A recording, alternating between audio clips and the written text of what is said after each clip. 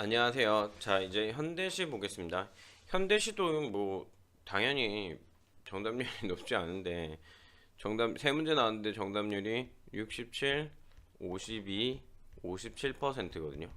그러니까 다 특히 얘는 12번째로 많이 틀린 문제예요.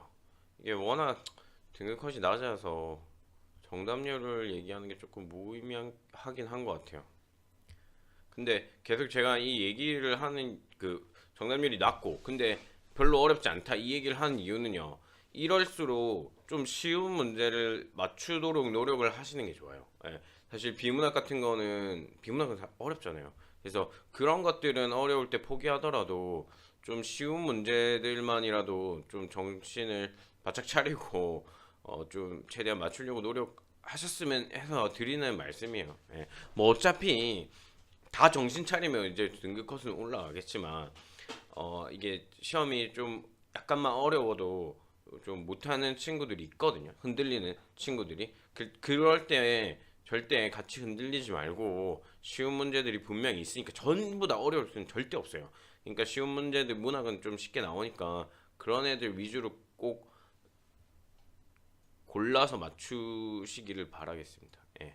일단 뭐 나왔었냐면은 각재구의 구두 한 켤레의 시 이거랑 문태준의 극빈이 나왔는데 둘 다 EBS 연계는 안 됐고 전 문태준의 극빈은 모르는 시예요. 문태준의 가재미는 읽어봤는데 극빈은 처음 보는 시고 곽재구 구두 한 켤레의 시는 아마 본 친구들도 있을 것 같긴 해요. 왜냐면 얘는 12년 수능에 나왔던 그 작품이거든요. 그리고 작품 자체가 좀 유명하지 않나요? 그래서 제가 어디 교육청에서라도 본 줄 알고 찾아보니까 교육청에서 나온 적은 없더라고요. 그냥 이거 어디서 왜 이렇게 많이 본 것 같지? 예. 어쨌든 그래서 저는 이 작품 아예 보지도 않고 그냥 문제 들어갔어요. 왜냐면 아는 내용이니까. 이렇게 EBS 연계 뭐 여러분은 뭐 이거 12년 수능을 안 풀어봐서 모를 수는 있어도 나중에 뭐 평가원 문제나 수능에서는 이제 EBS 연계된 거는 아는 내용일 거 아닙니까? 그러면은 꼭 안 읽어봐도 상관은 없어요. 예.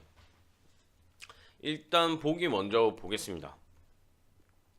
44번에 이제 보기를 참고해 A를 감사한 내용으로 적절하지 않은 것에서 자 보기 가와 나 모두 특정 대상이 계기로 작용하여 화자가 자신의 삶을 반성하고 성찰하는 과정을 드러내고 있는 작품이다. 둘 다 자신의 삶을 반성하고 성찰하는 내용이래요. 그래서 가는 오랜만에 들른 고향에 신고 갔던 구두를 통해 고향에 대해 무심한 채로 살아온 자신의 삶을 돌아보고 있다. 그러니까 고향이 무심한 자기를 되돌아보는 거고요. 나는 열무꽃에 앉은 나비의 모습을 계기로 타인을 배려하는 삶의 태도에 대한 깨달음. 타인을 배려하는 삶에 대한 깨달음이래요. 그래요. 이제 가보겠습니다. 차례를 지내고 돌아온 구두 밑바닥에 고향의 저문 강물 소리가 묻어있다. 구두 밑바닥에 강물 소리가 묻어있대요. 겨울보리 파랗게 꽂힌 강둑에서 살얼음만 몇 발자국 밟고 왔는데 쑥골 상엽집 흰눈 속을 넘을 때도 골목 앞 보세점 흐린 불빛 아래서도 찰랑찰랑 강물 소리가 들린다. 뭐 이게 구두 밑에 묻어서 계속 들리나 봐요. 내기는 얼어서 한 소절도 듣지 못하는 강물 소리를 구두 혼자 어떻게 듣고 왔을까? 구두는 들었대요. 나는 못 듣고 구두는 들은 거죠. 구두는 지금 황혼, 뒤축의 꿈이 몇 번 수습되고 지난 가을 터진 가슴의 어둠새로 누군가의 살아있는 오늘의 부끄러운 촉수가 살이 육체 꽃잎처럼 부서져 있다. 뭔 소리인지 모르겠어요. 구두 뒤축의 꿈은 뭐야? 뭐 구두 뒤축의 꿈은 그냥 안 닳는 게 꿈 아닙니까? 뭐 부끄러운 촉수 뭐 이런 건 잘 모르겠고요.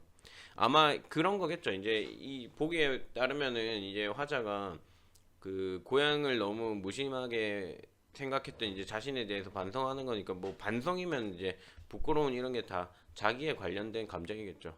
고향 텃밭의 허름한 꽃과 어둠과 구두는 초면 나는 구면 이런 것들 고향과 구두는 이제 구두를 뭐 처음 신고 고향을 갔으니까 초면일 수 있고 나는 몇 번 갔으니까 구면이겠죠.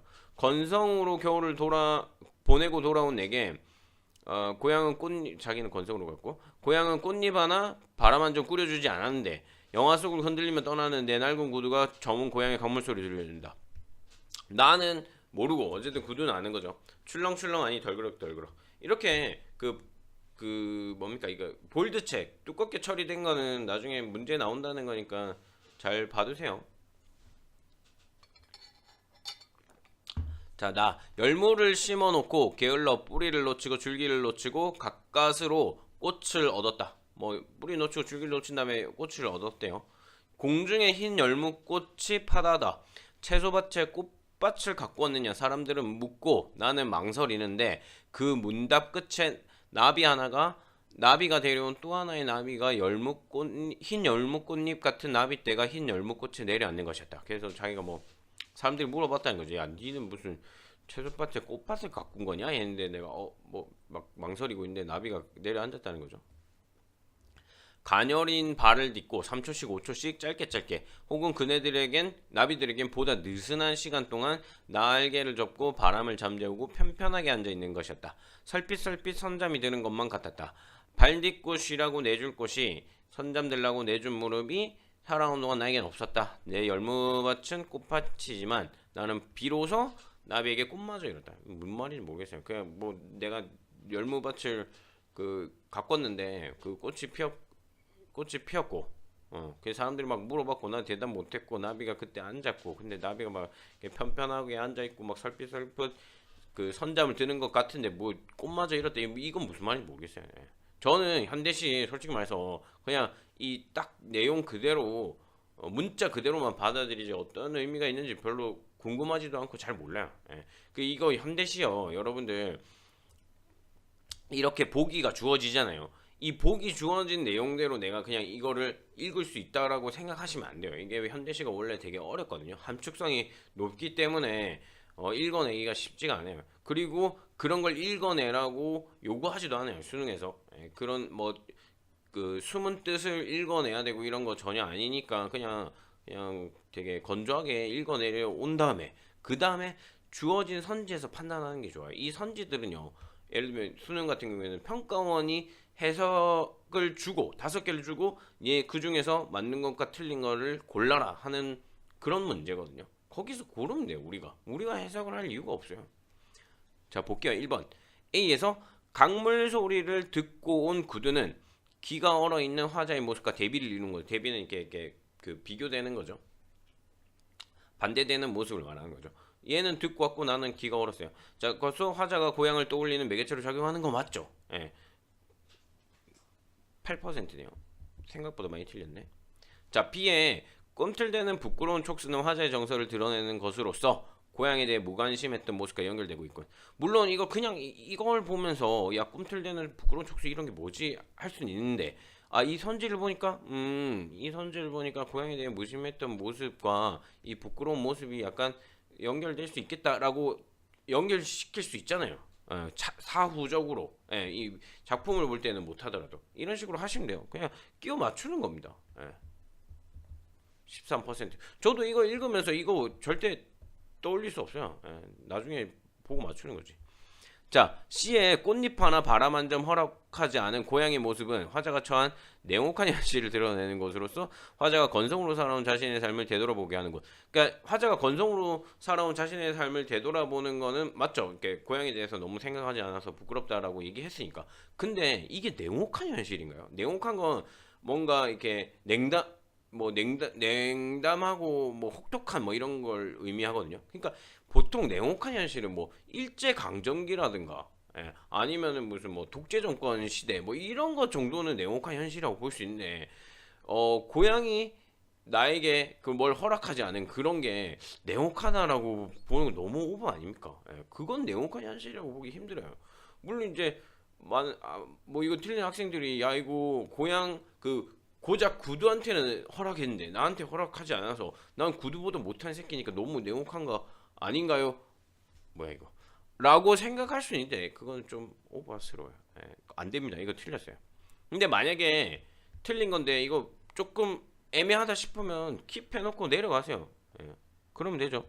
혹시 더 이상한 거 있는가 보시면 되는데 일단 저는 이게 말이 안 된다고 생각했고 나머지는 맞다라고 생각을 하고 내려갔어요. 자, 망설임은 사람들의 질문에 대한 화자의 반응을 나타낸 것으로서 화자가 열무꽃에 내려앉는 나비를 바라보는 것과 연결돼 있군. 그렇거든요. 자, 뒤 볼게요. 사람들은 묻고 나는 망설이는데 그렇죠. 사람들의 질문에 화자의 반응이죠. 그건 맞아요. 근데 이게 연결되고 있나요? 망설이는데 그 문답 그 묻고 답하는 끝에 나비가 내려온 또 하나의 나비가 그 내려앉는 것이다라고 하잖아요. 그래서 여기에 연결되잖아요. 그 끝에 그 문답 끝에 내려앉았으니까 연결되고 있는 걸로 볼 수 있겠죠. 예. 이게 뭐 EBS에서는 뭐 이 사람들의 질문에 나의 뭐 인식이 이게 뭐 뭐냐 이 열무 꽃밭이 무용한 것이 쓸모 없는 것이 아니라 이 그 나비들에게 뭔가 쉴 공간을 주는 것이라고 해서 새로운 인식을 뭐 연결시킨다고 본다라고 되게 좀 어렵게 돼 있던데 그렇게 아니더라도 그냥 형식적으로도 문답 끝에 내려앉으니까 연결되고 있다고 볼 수 있겠죠. 예. 적어도 그뭐 헷갈리면요 이 두 개를 비교해 보세요. 답으로 볼 때는 더 적절한 거는요. 더 적절한 얘는 3번이 더 말이 안 되잖아요. 예, 4번이 그나마 더 낫잖아요. 그래서 안 돼요. 근데 이거 20%가 틀렸거든요. 안 되죠. 만약에 3번이 없었다면은 뭐 그래 4번이 답으로 아니야. 그래도 안 될 것 같아. 연결된다고 저는 볼 수 있을 것 같아요. 자, 5번에 2에서 네 줄 꽃과 네 줄 무릎은 타인에 대한 배를 의미하는 것으로 살아오는 동안 그것이 없었던 삶에 대한 화자의 성찰이 드러나는 것. 뭐 저는 솔직히 말해서 별 생각이 없었는데 이 네 줄 꽃과 네 줄 무릎이 타인에 대한 배려를 생각할 수 있겠죠. 왜냐면 이 얘기를 했으니까. 그래서 떠올릴 수 있을 것 같아요. 이거 7%네요. 예. 그래서 답은 3번입니다. 예. 자, 가하나에 대한 이해로 적절하지 않은 것은 이건 대부분 적절하지 않은 거 물어봐요. 그러니까 나머지 4개는 다 적절한 거니까 맞다고 생각하고 보고 택도 안 되는 말도 안 되는 것만 골라내시면 됩니다. 보통 이 세 문제 나오면요. 두 문제는 적절하지 않은 거고요. 첫 번째 게 적절한 거 찾는 문제예요. 거의 그렇게 구성되어 있습니다. 뭐야 이게? 피플 왜 이래? 자, 1번 찰랑찰랑에서 출렁출렁으로의 어감 변화를 통해 화자의 정서가 심화되었음을 드러내고 있군 해서 보면 처음에는 이게 찰랑찰랑 하다가 나중에 출렁출렁으로 되잖아요. 이게 느낌적인 느낌으로도 우리가 그걸 알 수 있죠. 찰랑찰랑보다는 출렁출렁이 조금 더 크잖아요. 어감이. 이게 뭐 문법적으로도 양성 모음보다는 음성 모음이 더 큰 의미를 큰 느낌을 주니까 맞는 얘기입니다. 이거. 그래서 틀렸어요. 이거 5%. 초면과 구면의 대비를 통해 대상에 대한 화자의 과거 경험이 내포되어 있음을 드러내고 있다. 그리고 그렇죠. 이거 뭡니까 이거. 구두는 초면, 나는 구면. 나는 옛날에 그 경험이 있는 거죠. 그래서 이거 6%. 뭐 너무 쉽죠? 자, 짧게와 느슨한의 대비를 통해 동일한 것도 주체에 따라 다르게 받아들여질 수 있다는 화제 인식을 드러내는 거 이거 짧게. 내가 생각할 때는 3초, 5초는 짧게인데 그네들에게 나비들이 생각할 때는 좀 느슨하다. 다를 수 있다라는 얘기죠. 그래서 맞는 얘기죠. 이것도. 이거 생각보다 많이 틀렸네요. 9%. 편편하게와 설핏을 통해 예기치 않게 조성된 화자의 상황이 대상에게 긍정적으로 작용하고 있음을 드러내고 있다. 이 편편하게는 약간 이거 편하게 그리고 설핏은 잠깐 이걸 의미하거든요. 근데 이게 되게 많이 틀렸어요. 몇 퍼센트? 23%거든요. 거의 여기서 틀린 거죠. 이거 제가 볼 때는 일단 편편하게 설핏을 통해 예기치 않게 조성된 화자의 상황이 대상에게 긍정적으로 작용하고 있음을 긍정적으로 작용하고 있잖아요. 왜냐면 어쨌든 나는 별로 그렇게 뭐 나비들 쉬라고 열무 꽃밭을 만든 건 아닌데 근데 어쨌든 나비들이 이거 여기서 편하게 쉬고 있으니까 긍정적으로 작용한 거 맞잖아요. 막 자고 있고 편하게 쉬고 있고 이렇게 하니까 근데 이게 되게 별로 어렵진 않은데 이거 왜 많이 틀린 거라고 생각하냐면 제가 볼 때는 이 편편하게 한 설핏을 통해서 이 예기치 않게 조성된 화자의 상황이라는 걸 드러나느냐 이건 거죠. 이 긍정적으로 작용한 거는 그래 오케이 좋아 알겠어. 근데 이 앞에 예기치 않게 조성된 이거를 드러내는 게 맞느냐 편편하게 설핏이 이거랑 무관하지 않느냐라고 본 것 같아요. 그래서 23%가 이거를 답으로 한 것 같거든요. 근데 제가 볼 때는 솔직히 뭐 저 처음 볼 때는 전혀 그렇게 생각 안 했거든요. 근데 이제 나중에 보고 나서 뭐 왜 이렇게 많이 틀렸을까를 봤을 때 이게 드러나지 않았다고 봤구나. 그러면요. 만약에 정말 그렇게 오해를 했다면요. 킵해놓고 밑에 것까지 보셨어야죠. 예, 보고 자 가까스로와 비로소를 통해 본래 의도가 실현되지 못한 상황에 대한 화제 안타까움을 드러내고 있다라고 돼 있는데 자 가까스로가 뭐예요? 나는 뭐 예를 들면 나는 이게 그 사전적 의미가 뭐냐면 예를 써서 매우 힘들게라는 의미거든요. 그래서 예를 들 잠깐만 이거 어디야? 나는 가까스로 꽃을 얻은 거잖아요. 내가 힘들게 꽃을 얻은 거죠. 그러니까 뭐 예문에 예를 들면 나는 뭐 웃음을 가까스로 참았다. 겨우겨우 참았다는 거죠. 겨우겨우 꽃을 얻은 거예요. 예. 그래서 되게 의도를 해가지고 겨우겨우 얻은 건데 의도가 실현되지 못했다고 했기 때문에 이게 안 돼요. 말이 안 돼요. 비로소도 사전적 의미가 뭐냐면 이거 사전적 의미가 좀 어렵긴 한데 이렇게까지 생각하는 사람은 없겠지만 어느 한 시점을 기준으로 그 전까지는 이루어지지 아니하였던 사건이나 사태가 이루어지거나 변하기 시작함을 나타내거든요. 그러니까 이전에는 아니었는데 딱 비로소 이때부터는 뭐가 됐다라는 거죠. 예를 들어서 뭐 예문이 아들이 무사하다는 소식이 전해지자 비로소 어머니의 굳은 얼굴이 환해졌다 이거거든요. 그러니까 그 전에는 아니었는데 비로소 이때는 그 된 거잖아요. 그래서 이것도 그 전에는 아니었는데 겨우 이제 그제서야 의도가 그 이게 뭐가 이루어졌다라는 거죠. 이것도 의미상으로 좀 거리가 멀어요. 일단 가까스로 말이 안 되고. 그래서 4번과 5번을 비교했을 때 저는 5번이 더 말이 안 되는 이거 다시 한번 좀 생각을 해봐야죠. 예, 그래서 이것도 그러니까 답이 5번인데 이게 57%거든요. 그래서 문학은요 모든 선지를 다 보시는 게 중요해요. 예, 이 와중에 조금 더 답이 아닌 거를 고르는 그런 게임이거든요. 게임이라고 생각하시면 쉽죠. 예, 그래서 4번이라고 볼 게 아니에요. 5번과 비교하셨어야죠. 예, 이것도 이 위의 문제도 마찬가지고요. 예. 단순히 선지 하나만 갖고 생각하시면 좀 힘듭니다. 예. 저런 문제들이 있어요. 예. 왜 틀렸는지는 이해할 것 같긴 해요. 자, 가와 나의 표현상 특징으로 가장 적절한 것은 항상 그 시 문제들 보면 항상은 아니지만 어쨌든 첫 번째 문제는 표현상 특징으로 적절한 거 고르는 게 많죠. 자, 가는 나와 달리 하강적 이미지를 활용했다는 거죠. 시적 공간의 변화를 보여주고 있는데 하강적 이미지는 옛날에 기출 한 두 번, 세 번 됐었던 거예요. 하강은 진짜 떨어지는 걸 얘기하는 겁니다. 상승은 이렇게 올라가는 거고요. 근데 가는 나와 달리니까 나에는 없어야 되죠. 근데 가는 하강의 이미지가 없어요. 뭐 떨어지는 의미가 없는데 나는 뭐냐? 나는 있죠 여기 흰 열무꽃에 내려앉는 것이었다. 이렇게 내려앉는 거잖아요. 이거는 하강적 이미지가 있어요. 예, 하강입니다. 그래서 아예 틀렸죠. 예, 나와 달리는데 나에는 없었어야 되는데 나에 있잖아요. 안 돼요. 이게 제가 보통 하나로 끄거든요. 이게 8%입니다. 예. 이거는 상상을 몰랐던 것 같아요. 자, 나는 가와 달리 현정 시제로 활용하여 화제 정서를 부각하고 있다. 시제는 보통 이 어미를 보시면 되죠. 가와 달리인데 가가 오히려 들린다. 뭐 꿈틀댄다. 들려준다 해서 현재형을 쓰고 있고요. 나는 뭘 쓰고 있냐면 잠깐만요. 뭐뭐 것이 얻다, 같았다, 잃었다 해서 과거를 쓰고 있죠. 그래서 뭐 내려앉는 이거는 뭐 현재형으로 뭐 이것도 나에게 뭘 써야 되는지 모르겠다. 예. 일단 이 바뀌었어요. 예. 가가 현재고 나가 과거입니다. 이것도 안 되죠. 뭐야 이거? 7%인 거야. 예. 3번에 가와나 모두 색채 이미지를 활용하여 대상의 특성을 드러내고 있다. 이 색채 이미지는 일단 답을 찾자면은 잠시만요. 색깔이 드러난 거 찾으면 되죠. 왜 이렇게 안 보이냐?